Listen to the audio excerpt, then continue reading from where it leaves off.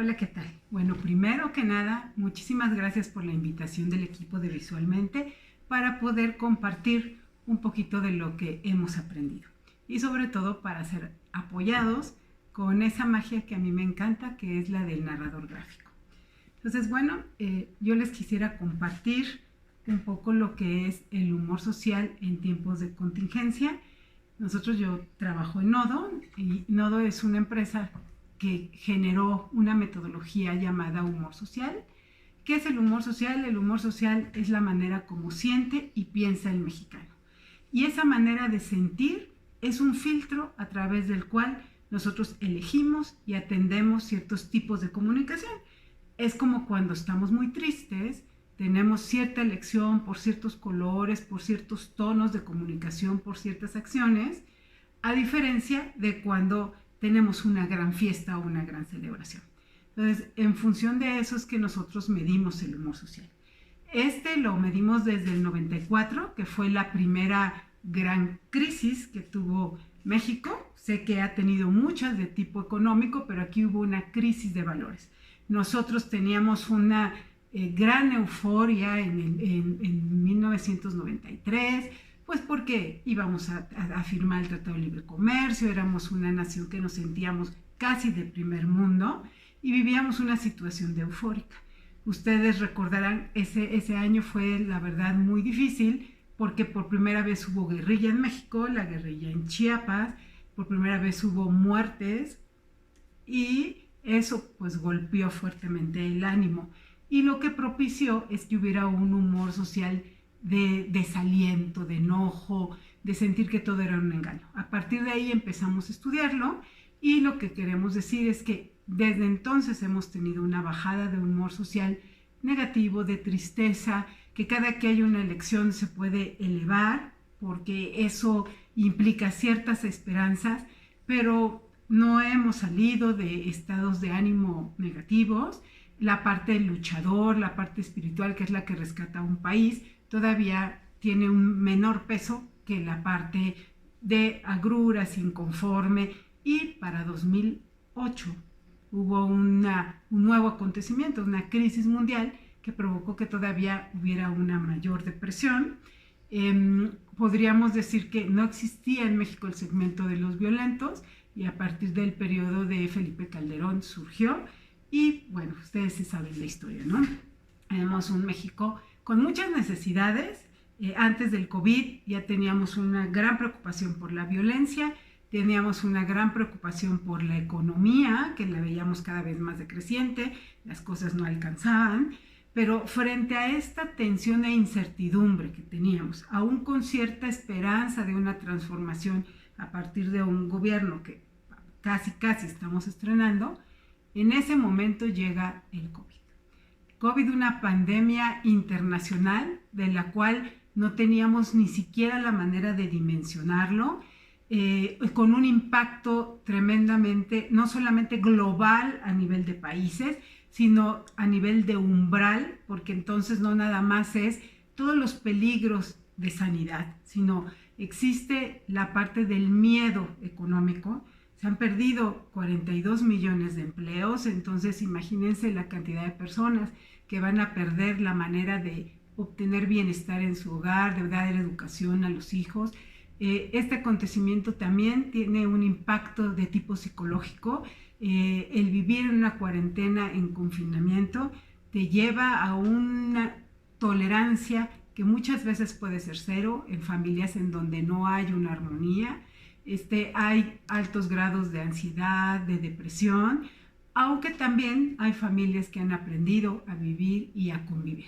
Entonces diríamos que el humor social, que ya estaba medio descompuesto, con el COVID empieza a generarse un sistema de alarma, de miedo, de incertidumbre y de impotencia.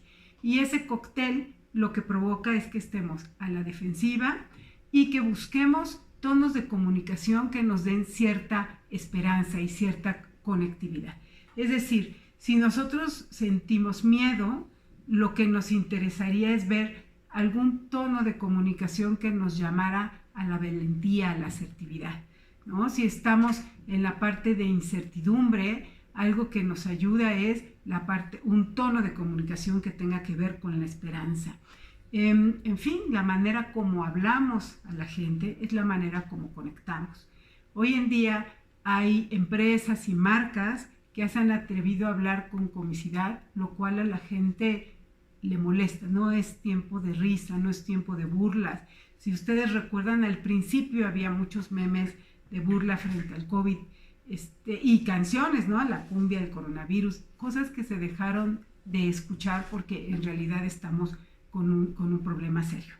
Un problema que se ha vuelto un desafío que vino para cambiar todos los aspectos.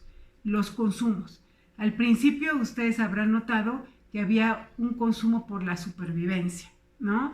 Entonces la gente tenía como en tiempo de guerra que tener todos los alimentos necesarios para la satisfacción de la bodega, de la despensa familiar y también para protegerse de la salud, que eso significa todo lo que es higiene, lo que es sanidad, lo que es el cuidado del cuerpo. ¿Okay? ¿Cuántas veces nos hemos lavado las manos en un día? Pues eso también tiene repercusiones en el cuidado y en la humectación de la piel. Después tenemos otro peldañito de consumo que habla de la conectividad.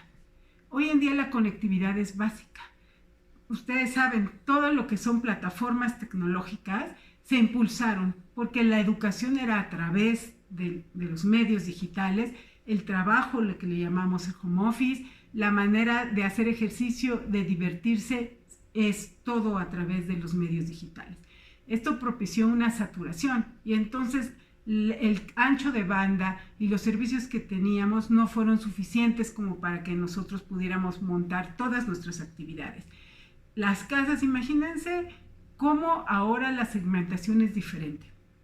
Si vivimos en una vida digital, en una casa donde hay 4 hijos y 2 computadoras, ¿cómo se van a prestar esas herramientas? ¿De qué manera en los espacios pequeñitos de casas sencillas van a poder convivir 2 o 3 personas que al mismo tiempo tienen que conectarse? El niño de primaria, el niño de secundaria, el esposo y la esposa si trabajan a la vez. Entonces llegamos a una nueva manera de valorar la conectividad, de cómo buscar los medios de socialización, de no sentirnos aislados, y entonces las redes sociales cobran importancia, no como información, porque es de las cosas a las que menos se les cree, es donde vienen noticias más deformadas y alarmantes, pero sí como medio de conexión, de cercanía con las personas que ahora no podemos abrazar y besar y escuchar. Luego viene toda la parte de cultura y entretenimiento. Hay una gran necesidad de sustituir aquellos elementos que teníamos para hacer deporte, para contactar con el arte y la creatividad. Ustedes saben que el turismo y el entretenimiento ha sido de lo más golpeado en esta economía de COVID porque es donde hay más gente y finalmente nos tenemos que adaptar a nuevos medios, la manera de hacer deporte y esta. Y también pues queremos tener algún premio. La indulgencia llega a tener un lugar importante.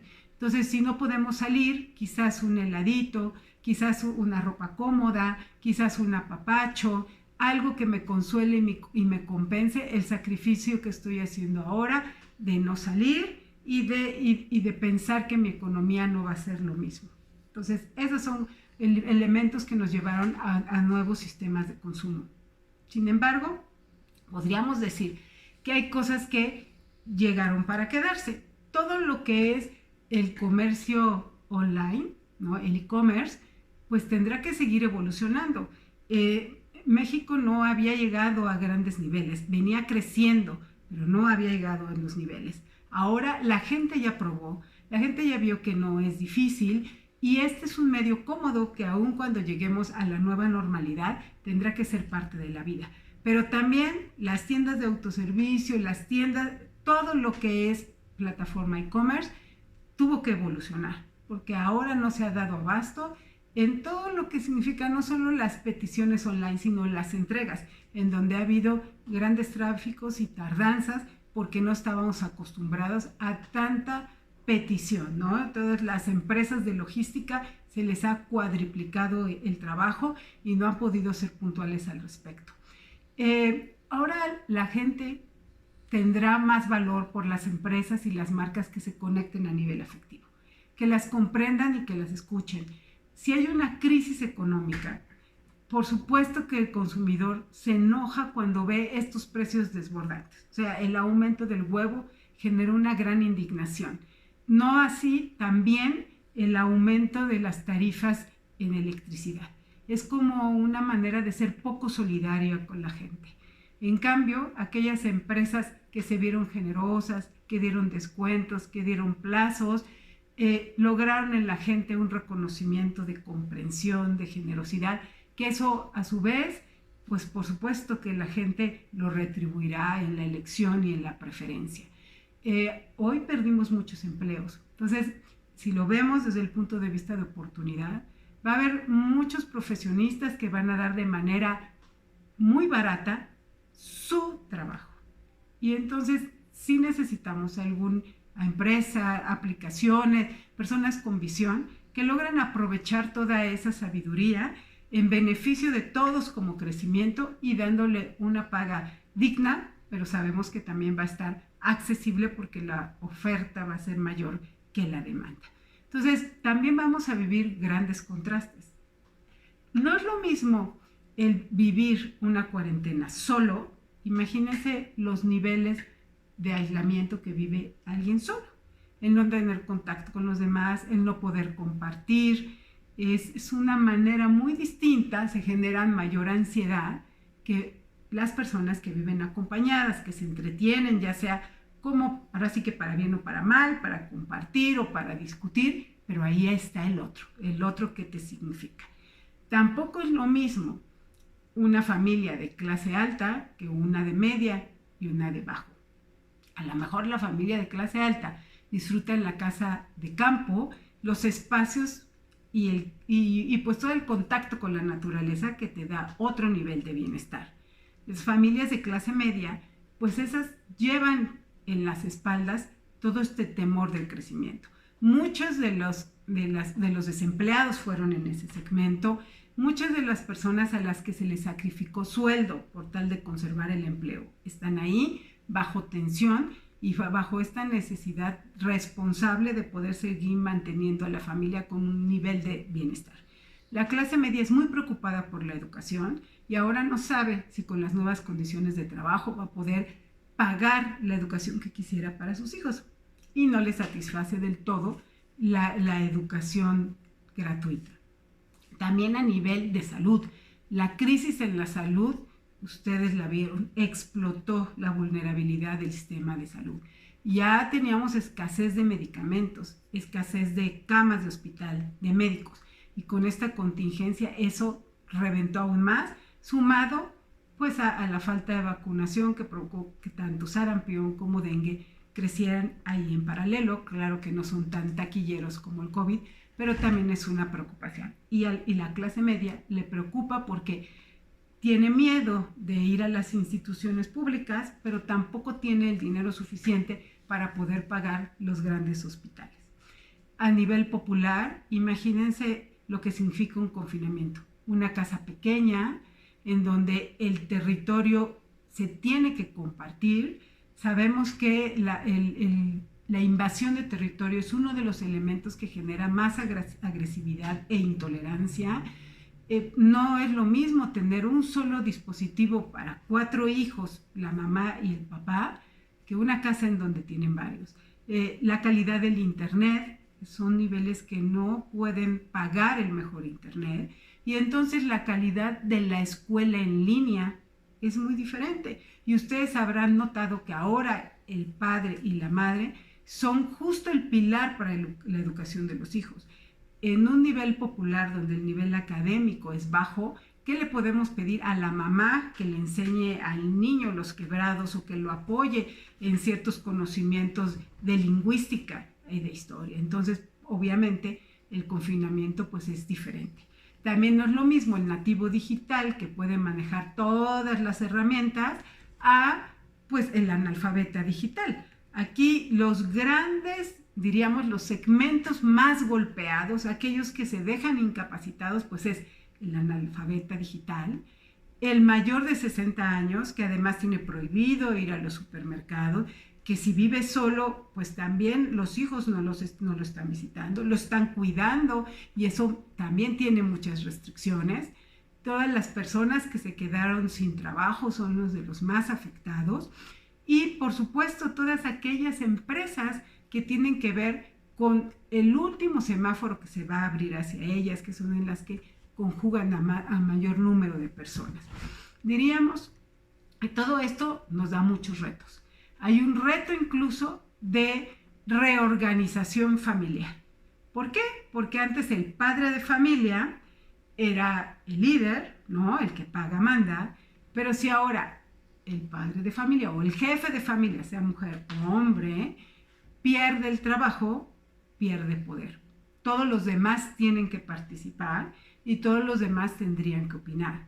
Además hay un nuevo liderazgo, el nativo digital, que es el que domina la tecnología y es el asesor de los padres, de los adultos, y no siempre tiene las mayores de las paciencias. Muchas de las grandes discusiones es porque el hijo no sabe cómo enseñarle al padre y el padre no sabe tener esta humildad de aprender lo que no domina del todo. ¿Sí? Y bueno, si a eso sumamos que en estos liderazgos todos son poderosos, el que domina la tecnología, el que lleva el dinero y finalmente el que administra el hogar, que tiene el dominio del hogar y que siente que también le están invadiendo su espacio, pues hay una lucha ahí de poderes y cambios en la dinámica, en donde los más afectados pues son las personas de la tercera edad, porque finalmente se sienten fuera del mundo actual. Ellos no tienen la facilidad de, diríamos, acceder al e-commerce, de poder manejar la tecnología a su gusto y por supuesto si perdieron el trabajo, pues es difícil que vuelvan a tener una oportunidad para poder trabajar.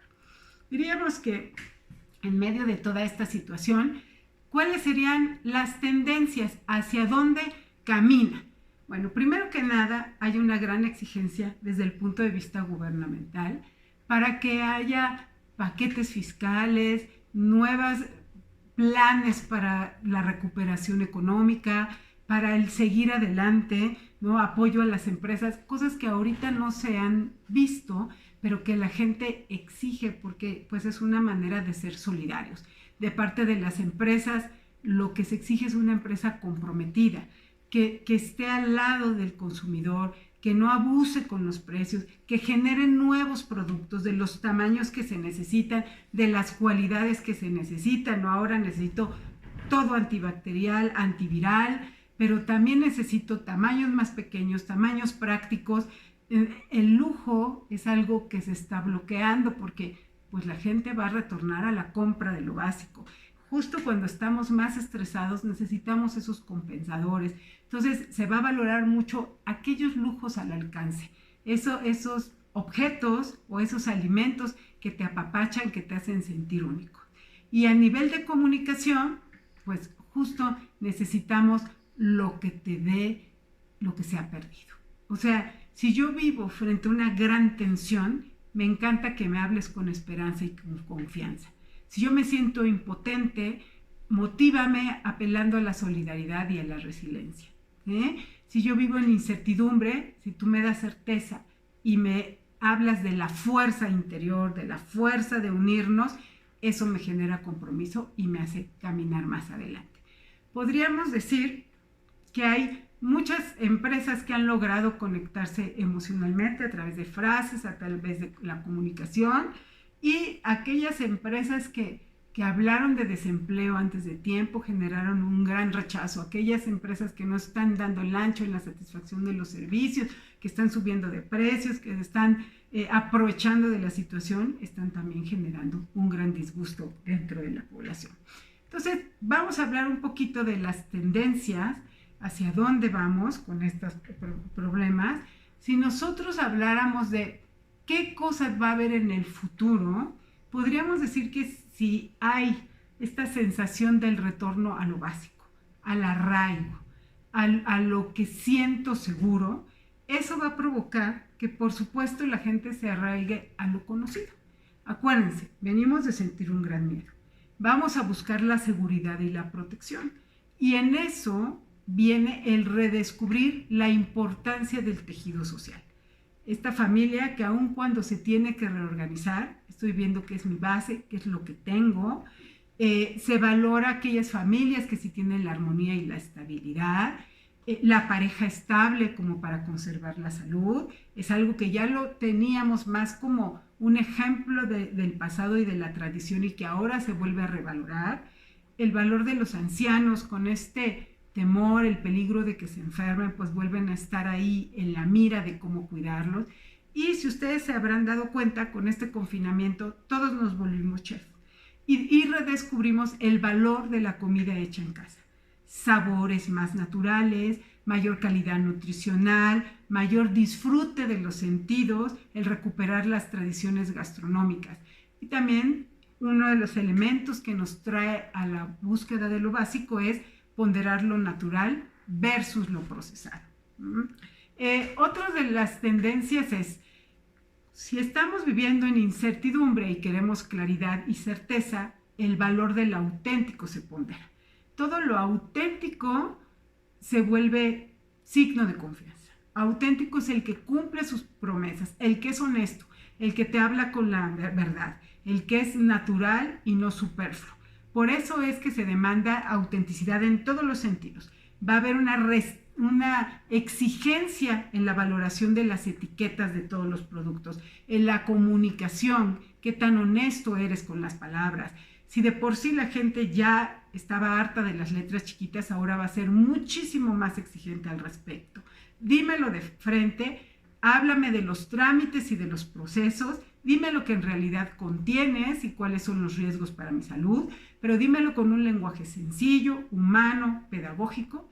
También uno de los elementos de la autenticidad es la autorreflexión, pensar en sí mismo, pensar en todas las potencialidades que tenemos para salir adelante, para enfrentar este desafío, reconociendo primero la fragilidad y luego encontrando esas cosas que nos pueden llevar hacia adelante. Otra de las tendencias es, en función de la impotencia que vivimos y esta búsqueda de solidaridad, hay una necesidad de reinventarse, de innovar. Es decir, yo no sabía cómo andar en la calle con un cubrebocas, con una careta, cuidando la sana distancia. Ahora tengo que reinventar. Tengo que aprender a valorar lo que sí puedo hacer y dejar de añorar lo que ya no puedo. Tengo que valorar a la comunidad, la corresponsabilidad. El que yo no salga no nada más es para cuidarme a mí, es para cuidar a la gente que está a mi lado. Entonces, ¿cómo debo de cuidar a los demás? ¿Cómo debo restringir ciertas cosas? ¿Cómo debo apoyar lo local? Hay una gran necesidad de apoyar a las marcas locales. Lo mexicano ya se venía resignificando, ahora mucho más porque hay esta cuestión de vamos a apoyar la economía propia, es lo que tenemos cerca. También podríamos decir la colaboración que hay en el cuidado de la salud, la corresponsabilidad económica y el reparto de tareas en casa. Todos estamos en casa, todos tendríamos que cumplir las obligaciones también. Otra de las tendencias importantes es, ante la cautela y la suspicacia, hay una necesidad de prevenir.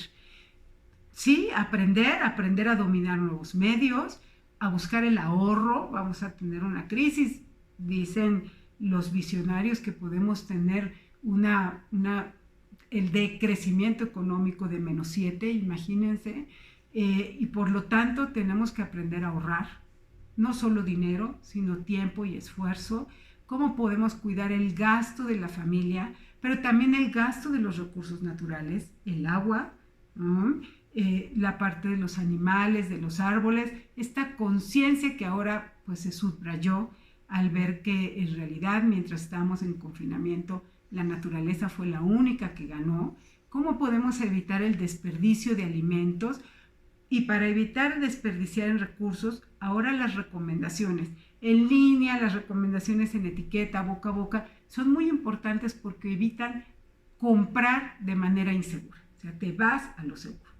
Y si bien la vida práctica, antes del COVID, lo que funcionaba eran elementos de transportabilidad, de rapidez, ahora va a haber esta unión. O sea, sí quiero eso práctico y rápido, pero quiero conservar lo natural, lo auténtico, lo que me hace bien. Y podríamos decir que también, si estamos viviendo un fuerte estrés, de esta preocupación de no poderse levantar, necesitamos elementos que nos comuniquen alivio, aligerar los retos, cambios rápidos y profundos, ¿no? Que veamos eficiencia. Por eso ahora los líderes políticos mejor evaluados son los que marcan pasos claros, los que nos dicen planes reales con acciones de cómo vamos a salir adelante. Pero también necesitamos que esta eficiencia se traduzca en una tecnología para todos. Ya no se vale tener analfabetas digitales. ¿Cómo vamos a tener también acceso a los diferentes recursos? Es decir, la pobreza va a crecer, pero todos tenemos la responsabilidad de evitar el hambre, ¿no? De evitar el desamparo, de evitar los niños en la calle. Y no es porque sea algo filosófico, hay una corresponsabilidad social de cómo lo que tenemos lo debemos cuidar y lo debemos compartir. Tenemos que tener más al pendiente a los vulnerables, que son los pobres, los enfermos, los discapacitados, los antitecnológicos y todos los que requieren pues mayor apoyo que las personas sanas o con todos los recursos. También existe esta sensación de estar atrapado, detenido, que es parte del confinamiento.